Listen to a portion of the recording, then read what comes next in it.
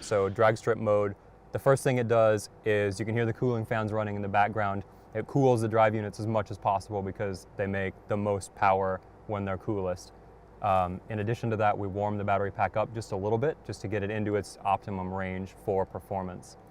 Then when you pull up to the line, we have what's called cheetah stance, where you hold your foot firmly on the brake and then you stand on the gas pedal and the car will enter launch mode. You'll feel it squat because it applies power to the motors, and then the front of the car will lower down towards the ground.